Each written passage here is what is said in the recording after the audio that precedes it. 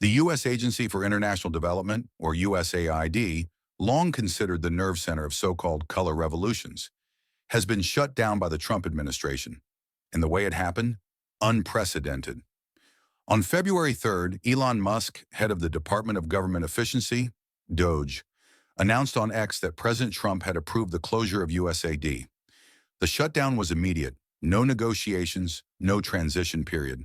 All employees lost access to agency systems that same day. Once they left the building, they were not allowed back in. That same day, Trump appointed Secretary of State Marco Rubio as acting director of USAID. This effectively downgraded the agency from an independent entity to a subunit of the State Department, setting the stage for severe budget cuts. USAID is now the first federal agency to be restructured under Trump's administration. According to the Associated Press, the impact has been sweeping. Dozens of senior officials have been suspended. At least 600 mid- and senior-level employees have been fired. Thousands of contractors have lost their positions. Global programs have been abruptly shut down, and billions of dollars in foreign aid have been frozen. Employees have been barred from entering the Washington, D.C. headquarters. The agency's official website and X account have been taken offline. By Friday, all overseas staff will be placed on administrative leave and ordered to return to the USAID, an institution established during the Cold War, one that has operated longer than the Soviet Union existed, has effectively been put on hold overnight. So, what exactly is USAID? The U.S. Agency for International Development, USAID, was established in 1961. While it is often presented as a non-governmental organization, NGO, in reality, it was created by the U.S. government, operates with federal funding, and functions as an independent agency under government oversight. USAID is primarily responsible for managing civilian foreign aid and development assistance. Each year, it receives tens of billions of dollars from the State Department, accounting for more than half of total U.S. foreign aid. For the 2024 fiscal year, USAID's budget amounted to $45.1 billion, representing 0.3% of total federal spending. Over the past 5 years, the agency has received more than $200 billion in government funding. Officially, USAID is the U.S. government's development agency, focusing on social and humanitarian projects in low-income countries. However, U.S. foreign aid has always served a dual purpose: advancing American interests in promoting democracy and free market policies while supporting broader geopolitical strategies. USAID operates through a vast network of embassies and field offices in most developing countries. Its country directors are often part of the U.S. Embassy's diplomatic leadership and report to the U.S. ambassador. Beyond development work, USAID also plays a role in military operations. When U.S. troops are deployed in conflict zones, the agency is tasked with carrying out civil affairs projects to support military objectives. Today, USAID has personnel operating in over 190 countries and regions, leveraging an extensive financial and diplomatic network. A significant portion of its funding is directed towards supporting NGOs, which in turn help spread American democratic values and influence political, cultural, and economic systems in target countries. There is considerable controversy on this point. Supporters argue that it helps advance democratic reforms in other countries more effectively.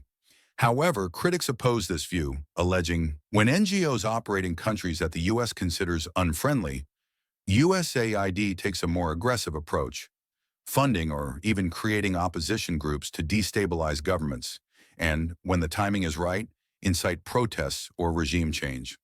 Latin America, long regarded by Washington as its backyard, has experienced this firsthand. Between 2018 and 2023, USAID provided $5.9 million to a single civil society group in Mexico. In Haiti, USAID-backed organizations have played a key role in fostering U.S. influence, contributing to the country's long-standing political instability. Cuba has been another major target. USAID has repeatedly attempted to stir unrest, employing various tactics, including economic pressure and direct funding of opposition groups, in an effort to provoke regime change. In Peru, USAID has been involved in investigating so-called foreign agents while heavily funding local NGOs. These groups, under the banners of human rights, environmental protection, and anti-corruption, have mobilized protests against key infrastructure projects. One of the most high-profile cases was the controversy surrounding the Chansay Port project, where violent demonstrations disrupted construction. Behind the scenes, USAID, along with the National Endowment for Democracy, NED, and organizations linked to billionaire George Soros, played a key role in funding and coordinating these activities. Beyond Latin America, USAID has also been instrumental in shaping political events in Eastern Europe. It has provided financial backing to independent media outlets in Ukraine, turning them into platforms for Western influence and support for pro-Western political movements. The agency's involvement extends to India as well. On December 5th of last year, India's ruling Bharatiya Janata Party (BJP) publicly accused USAID of secretly funding research institutions that produced anti-India reports in an effort to undermine Prime Minister Narendra Modi's government. The BJP specifically named the Organized Crime and Corruption Reporting Project, OCCRP, as a key player in these efforts. To date, USAID has provided OCCRP with $47 million, accounting for 55% of its total funding. In a 2021 interview, USAID Administrator Samantha Power openly described OCCRP as a partner of the U.S. government. She even admitted that USAID funds programs designed to turn OCCRP's findings into legal cases or sanctions, effectively weaponizing investigative journalism for political ends. At its core, USAID is a key tool in the U.S. strategy to counter China's growing global influence, particularly as China advances its Belt and Road Initiative, BRI, an ambitious foreign investment program. In November 2023, the Aid Data Research Project at the College of William and Mary released a report on BRI, labeling China the world's largest official creditor. However, a closer look at Aid Data's funding reveals that USAID is one of its primary financial backers, raising questions about the report's objectivity. Similarly, controversy also exists between the two major parties within the United States. The White House has just exposed a shocking list of USAID's wasteful spending and ideological bias, revealing how the agency has increasingly aligned itself with Democratic Party priorities, turning foreign aid into a vehicle for pushing domestic political agendas.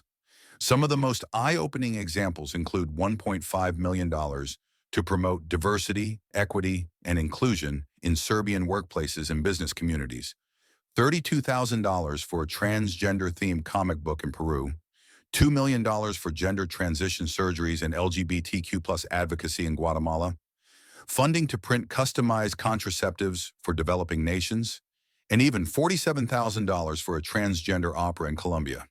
These programs, championed by the left, stand in direct opposition to the priorities of the current Republican administration. Trump himself put it bluntly, USAID has been run by a bunch of radical lunatics, and we're going to clean house. And that's exactly what happened. Now Democrats are in full-blown panic mode. Members of the Senate Foreign Relations Committee have sent an urgent letter to Secretary of State Marco Rubio, demanding answers on why Musk's Department of Government Efficiency DOGE personnel were granted access to USAID headquarters. The letter raises concerns that sensitive, potentially classified data, including personal information of Americans working with USAID, could have been exposed, posing a national security risk. Representative Alexandria Ocasio-Cortez didn't hold back either, warning that allowing an unelected billionaire like Musk to access government intelligence was a serious national security threat. Meanwhile, former USAID officials are sounding the alarm. One anonymous agency insider admitted to reporters, without USAID, thousands of NGOs will be cut off from funding. America's ability to support democratic movements abroad will take a massive hit. Another high-ranking official, also speaking anonymously, slammed the restructuring, arguing that the State Department simply doesn't have the expertise or capacity to do what USAID does. USAID is the only U.S. government agency capable of working on the ground, embedding in local communities, and truly understanding regional dynamics. He didn't stop there, adding, if this capability is weakened or lost, we're giving up one of our most valuable foreign policy tools. It's like fighting with one hand tied behind our back. It drastically reduces U.S. influence abroad. But let's be real, this isn't just about partisan bickering. The real reason USAID was targeted first in Musk's audit comes down to three major issues: bureaucratic bloat, lack of accountability, and poor results. For decades, USAID was supposed to be a neutral, apolitical institution serving U.S. national interests. But over time, it grew too big, too independent, and too influential, so much so that it began functioning as a self-sustaining political entity. With that unchecked power came the inevitable temptation for political overreach. And let's be honest, USAID didn't resist that temptation. Documents revealed by Musk show that the agency has been using its media projects to push political narratives, not just overseas, but right here in the U.S. Instead of simply executing American foreign policy, USAID was actively involved in domestic partisan politics, even working against Trump's presidency. That, more than anything else, is what sealed its fate. But that's not all. The second major issue is that USAID has zero accountability and a serious credibility problem. The agency has been funneling billions into foreign aid programs, but there's often no tangible impact to show for it. The gap between what USAID claims to be doing and what's actually happening on the ground has been raising red flags for years. Public financial disclosures tell one story, but real-world results, or the lack of them, tell another. And then there's the third issue. USAID hasn't been delivering wins. In recent years, the agency has struggled to produce high-profile success stories, at least ones that could be publicly touted. Whether due to poor execution, political obstacles, or sheer incompetence, USAID has failed to generate clear, undeniable victories. And without those, it's been left wide open for criticism. This isn't just about slashing budgets or reining in spending.